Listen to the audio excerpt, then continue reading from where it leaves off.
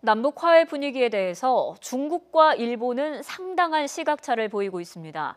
중국은 어찌됐든 더 깊은 대화를 이어가라고 훈수를 두고 있는 반면에 일본은 또 속을 수 있다면서 경계심을 감추지 않고 있습니다. 황보연 기자가 보도합니다. 모처럼 만에 남북 화해 분위기에서 나온 북한의 문재인 대통령 방북 초청. 중국 언론은 이를 중요한 신호로 규정하면서 배경에는 전쟁 가능성을 없애기 위한 관련국들의 끊임없는 노력이 있었다고 평가했습니다.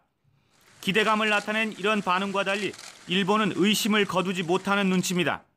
요미우리 신문은 북한이 가장 무너지기 쉬운 한국을 목표로 삼아 한미일 분열을 꾀하고 있다고 우려했습니다. 아사히 신문은 북한이 미국에서 한국을 떼어내 국제사회의 제재 포위망에 구멍을 내려야 한다고 분석했습니다.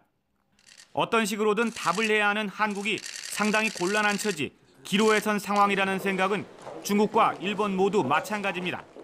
하지만 해법에 대한 훈수는 확연히 엇갈립니다.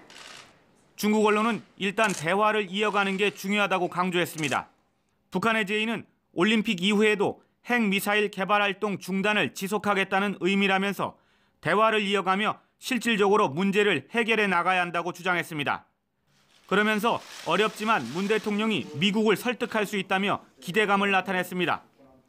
일본 언론은 그러나 핵 문제가 빠진 관계 개선은 안 된다며 선을 그었습니다. 북미 대화를 끌어내기 위해 한국이 서두르는 모습에서 위험을 느낀다며 속도 조절을 거론하기도 했습니다.